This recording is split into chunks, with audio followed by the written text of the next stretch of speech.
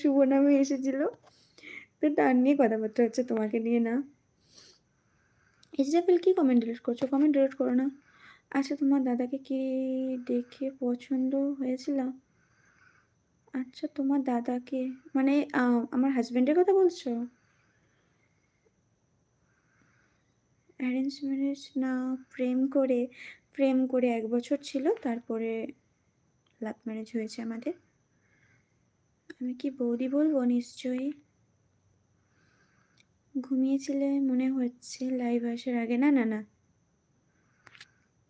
আমি এরকম কমেন্টটা পড়ছি বলে মনে হচ্ছে নাকি চোখটা এরকম? দাদার বডি দেখে বোঝেন? দাদা তখন রোগা ছিল, আমিও রোগা ছিলাম গো। দুজনে একই রকম ছিলাম, এখনো দুজনে একই রকম হয়ে গেছি এরকম। ও তবুও একই রকম আছে, আমি একটু বেশি গোলুমোলু হয়ে গেছি, আর কিছু না।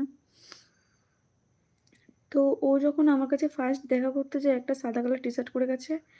নিজেও একদম সাদা আর টি-শার্ট সাদা, দুটো যেন মিশে গিয়েছিল। এখন তবু কালারটা অনেক চেঞ্জ হয়ে গেছে। গায়ের রং-টং অনেক মানে ডার্ক হয়ে গেছে। তবু ফর্সা, ও অনেকটাই ফর্সা। কিন্তু তখন বেশিরভাগ বাইরে থাকতো, তো নিজের গায়ের রংটা ফ্রেশ থাকতো সবসময়, ভিতরে থাকতো বলে। তো যখন ফার্স্ট হয়েছে একদম দূর থেকে যেন সাদার সঙ্গে সাদা মিশে গেছে।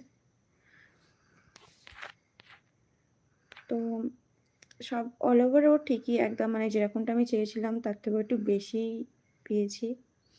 না বলব না। তবে একটু স্টাইলটা কম বলতে পারো। একটু স্টাইল